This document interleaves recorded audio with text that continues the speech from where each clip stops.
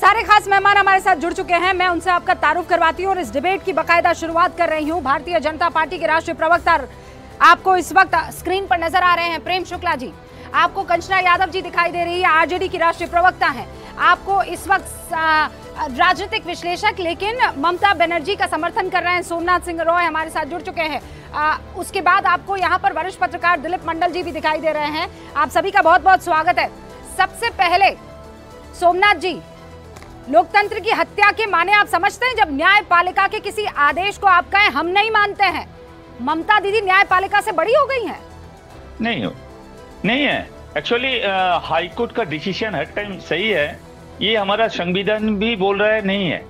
इसीलिए supreme court संविधान ने सुप्रीम कोर्ट जाने के अभी रास्ता क्लियर रखा है।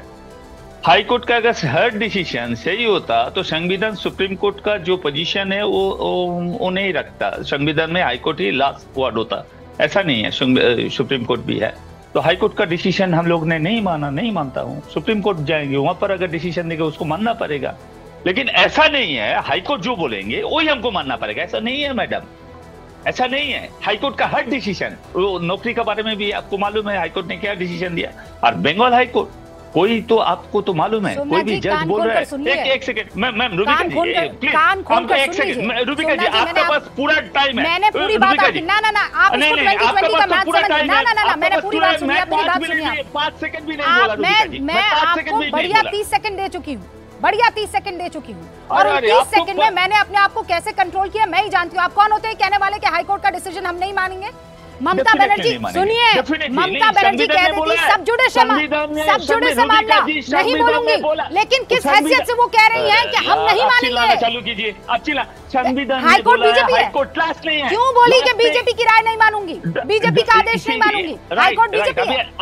अभी क्वेश्चन की आंसर तो लेने दीजिए, आंसर तो लीजिए। क्योंकि कोई भी जज, हाईकोर्ट का जज, वो रिटायर्ड होने से पहले ही बोल रहा है मैं बीजेपी का साथ कनेक्टेड था, उसको तुम लोग को टिकट देना पड़ा। कुछ दिन पहले एक हाईकोर्ट का जज रिटायर करने से पहले बोल रहा था मैं अटल बिहारी वाजपेयी का घर का जो बिस्तर है उसका चादर ठीक करते थे, मैं आरएसएस से बहुत दिन से जुड़ा हुआ है। ऐसे हम लोग नहीं बोल रहे, वही जज बोल रहा है मैडम। संविधान ने बोल रहा है, संविधान ने बोल रहा है, संविधान ने बोल रहा है। ऐसे बहुत सारे केसेस है हर पार्टी में हुए हैं, तो इसका मतलब ये कि पूरी न्यायपालिका को आप उसी रंग में रंग देंगे?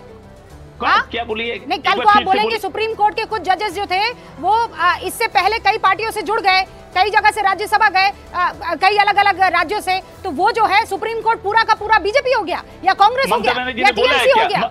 ममता बनर्जी ने बोला है क्या? कर रहे हैं ममता बनर्जी को, अरे ममता बनर्जी वही तो बोला हूँ ना, आप तो सुनने के लिए तैयार। ममता बनर्जी ने बोला आप लोग की जो मर्जी में आता करते हैं, आपके यहाँ पर लोकतंत्र की हत्या हो जाती है और पूरे गांव में गाते फिरते हैं कि देश में लोकतंत्र नहीं है। ममता बनर्जी किस हैसियत से कह रही है कि वो हाई कोर्ट के आदेश को नहीं मानेंगी, वो बीजेपी के आदेश को नहीं मानेंगी? आप देश की न्यायपालिका को मजाक समझते हैं? आपका पार्टी को हर मजाक तो आप लोग बना के रखा है। प्रेम शुक्ला जी सुना आपने, ममता बनर्जी के आगे ना नतमस्तक हो जाइए, नतमस्तक हो जाइए तो लोकतंत्र बचा रहेगा, तो न्यायपालिका की इज्जत रहेगी। ना खाता ना बही, जो ममता बनर्जी बोले वही सही। प्रेम शुक्ला जी रुक जाइए, आप रुक जाइए, बहुत एलिजेंस हो गया सर, रुक जाइए। बस प्रेम शुक्ला जी स्क्रीन पर नहीं दे रहे हैं, प्रेम शुक्ला जी स्क्रीन पर अभी भागिए।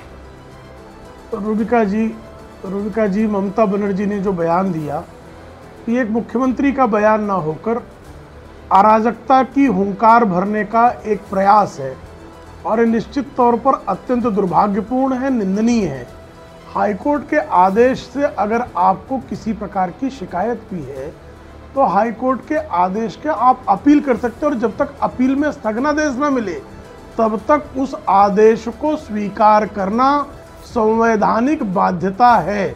इस तथ्य को नकार कर हाईकोर्ट के आदेश को बीजेपी का आदेश कहना यह निश्चित तौर पर सुश्री ममता बनर्जी ने अपने अराजक होने का प्रमाण पत्र दिया है। और जिस तरह से वो रिजर्वेशन भी हाईकोर्ट किस बात पर उन पर आपत्ति कर रहा है कि भाई आप ओबीसी जातियों में 77 ऐसी मुस्लिम जातियों को शामिल कर रही हैं जिनके पिछड़े वर्ग होने का कोई आधार नहीं है। आपने अगर कोई प्रक्रिया पूरी की होती, प्रक्रियागत ढंग से अगर आपने मुसलमानों की कुछ जातियों के पिछड़ेपन की शिनाख्त की होती, उसके प्रमाण दिए होते, पिछड़ा वर्ग आयोग ने उसको सम्मति दी होती, तो उसके आधार पर आप पिछड़ा विविध राज्यों में मुस्लिम समाज की विविध जातियों को पिछड़ा आयोग ने, पिछड़ा वर्ग आयोग ने मान्यता दी है और उन पर किसी को आपत्ति नहीं है। लेकिन आप रोहिंग्या को कह देंगे कि ये पिछड़ा है, हाँ। कैसे स्वीकारा जाएगा? यही बात